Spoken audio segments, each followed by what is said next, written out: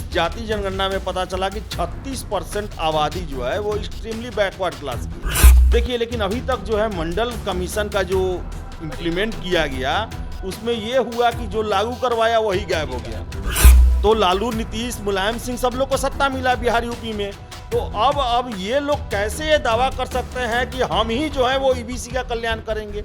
EBC के बीच में से वो निकलेगा जो कहेगा ठीक है जो हम हैं ईबीसी के और हम ही अपना कल्याण करेंगे। लेकिन मंडल के बाद इस 30-35 सालों में एक और वर्ग आया है जो कि बीसी है, जो कहा जाता है नया ठाकुर। ये लोग हैं सभी जगह। देखिए आज देश में देख लें, मैक्सिमम जगह बीसी कैटेगरी के मुख्यमंत्री हैं या सत्ता में लोग हैं। आज जिस ठाकुर की बात होती है कि कुआं ठाकुर का, हवेली ठाकुर का, खेत ठाकुर का। दूसरा है कि भाई बिहार में आप देंगे क्या? सरकारी नौकरी और सरकारी योजना में वही जो है 500 रुपये, 1000 रुपये, इसके अलावा तो आप कुछ दे नहीं सकते हैं। बिहार में देने के लिए है क्या?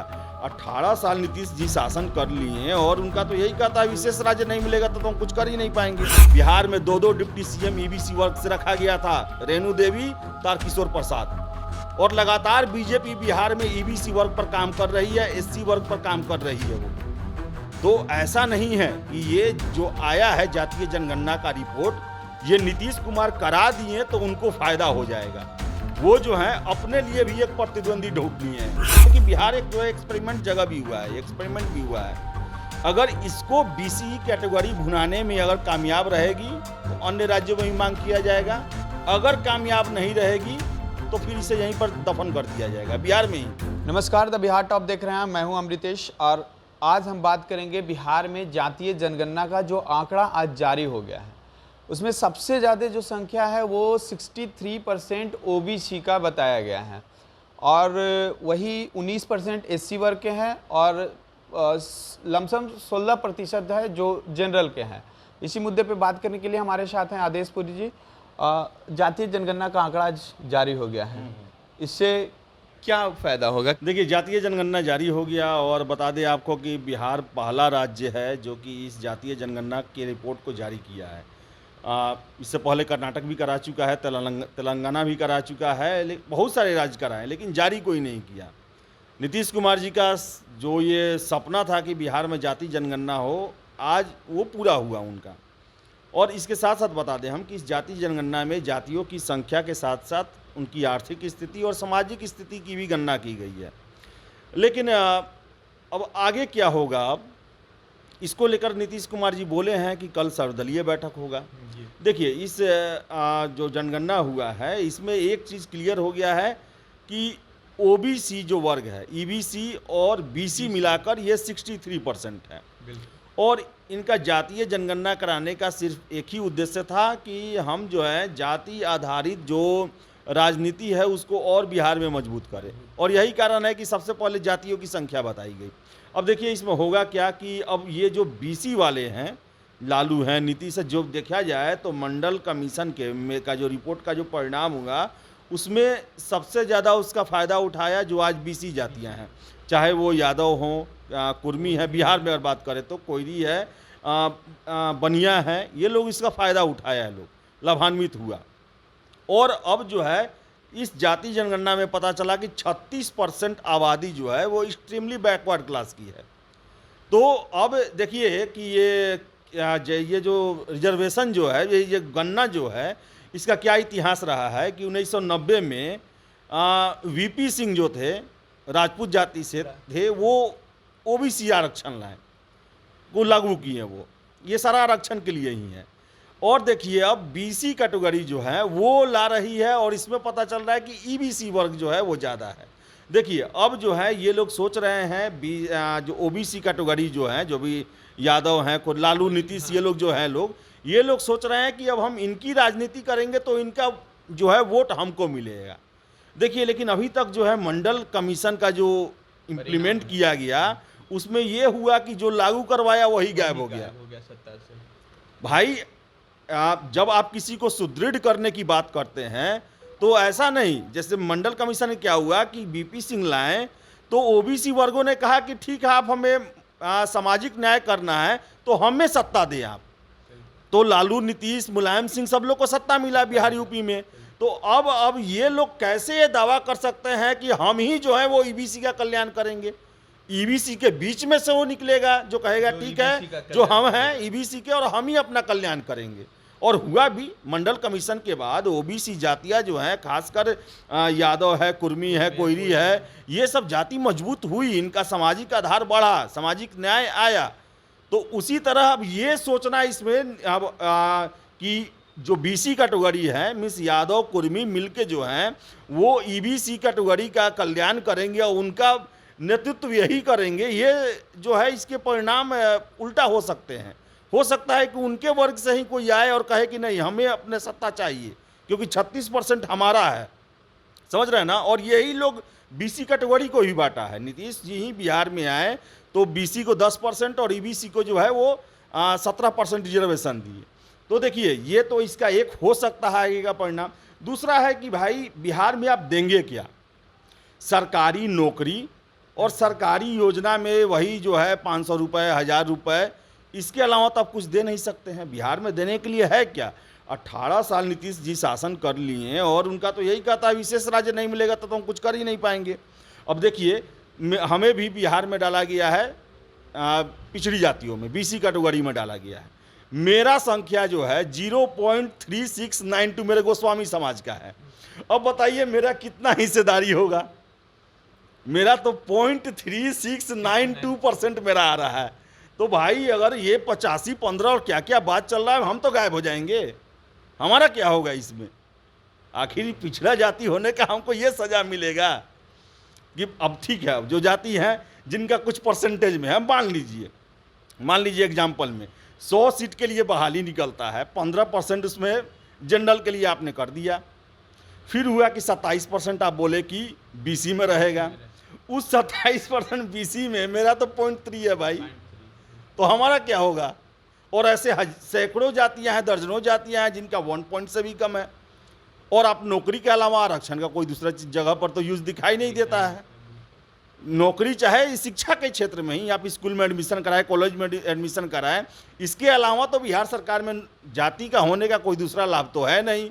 और नहीं यहाँ पर कोई विधानसभा सीट रिजर्व है कि आप उस जाति रिजर्व है तो उसका आपको फ़ायदा मिल पाएगा।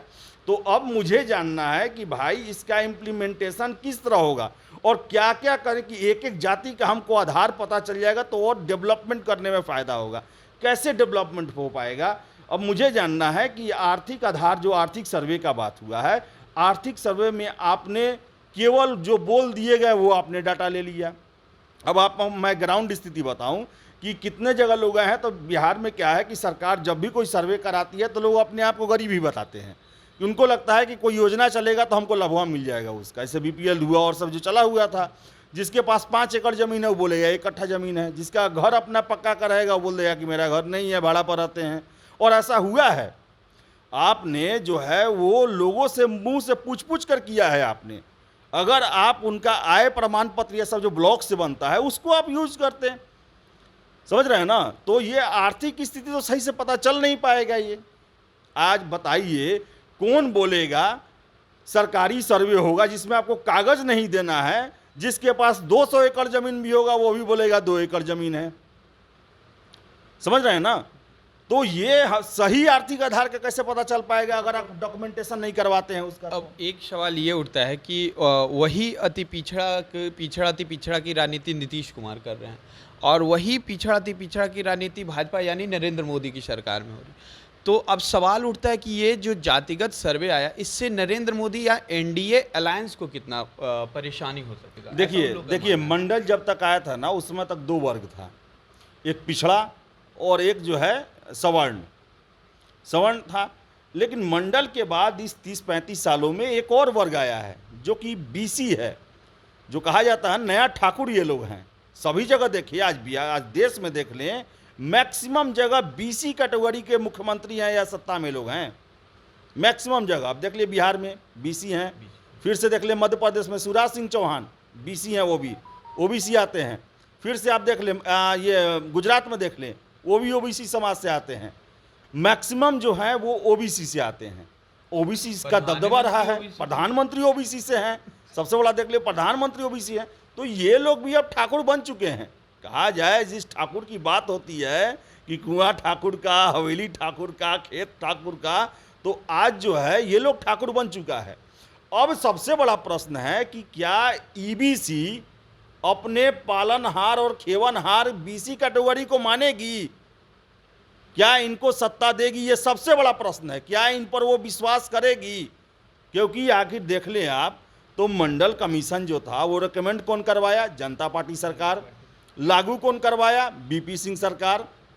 मोरारजी देसाई और चलन सिंह थे जब मंडल कमीशन आया, मोरारजी देसाई उस समय प्रधानमंत्री थे, लागू हुआ उसमें बीपी सिंह थे। और अब देखिए बिहार में क्या हुआ है कि अभी नीतीश कुमार हैं और लालू यादव हैं। ईबीसी इन पर कैसे विश्वास? भाई 36% उनका हिस्सेदारी है, बिहार में सबसे बड़ा हिस्सेदारी है, तो वो लेंगे ना अपने हाथ में सत्ता जो है, ये कैसे उसके बन जाएंगे? ये जो गारंटर बनने की कोशिश हो रही है, देखिए स्थिति इसमें क्या हुई है, स्थिति ये 1980 के दशक वाली ही हो गई है। तो ये जो है ना, अब क्या होगा, अब मैं बता रहा हूं बिहार की राजनीति ईबीसी और एससी तय करेंगे अब, क्योंकि देखा जाए तो यही अंत वास्तविक रूप से पिछड़े हुए हैं जिनका आज भी स्थिति खराब है। ओबीसी का जो है, बीसी कैटेगरी का अब स्थिति खराब नहीं है।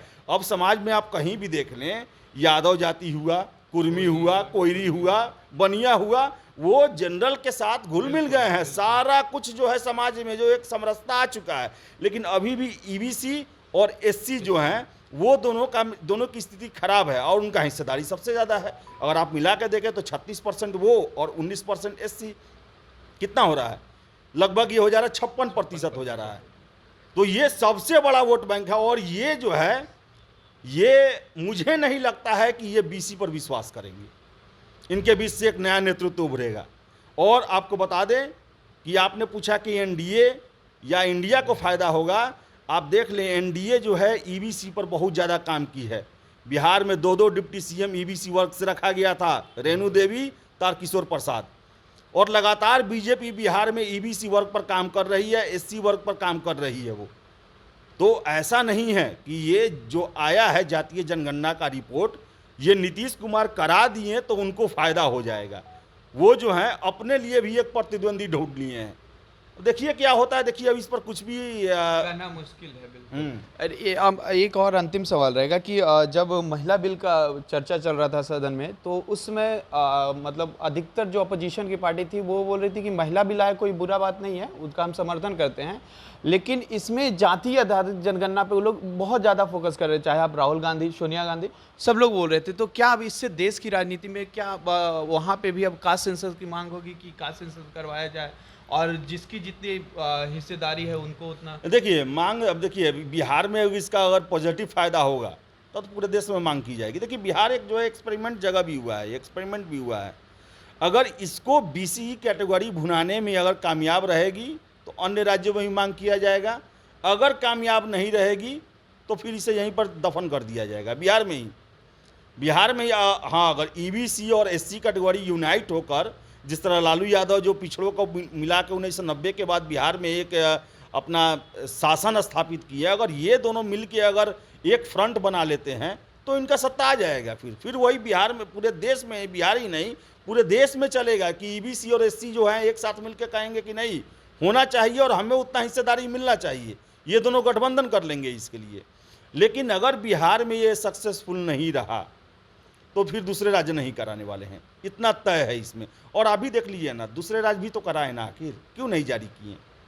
उनको पता था कि हमारे खिलाफ चला जाएगा, लेकिन बिहार ने जो है वो रिस्क उठाया है। देखिए रिस्क का क्या फ़ायदा होता है। तो चलिए देखिए रिस्क का क्या होता है। फिलहाल इस रिपोर्ट में इतना ही। आपको कैसा लगा हमारा डिस्कशन, आप हमें कमेंट बॉक्स में बताइएगा। धन्यवाद।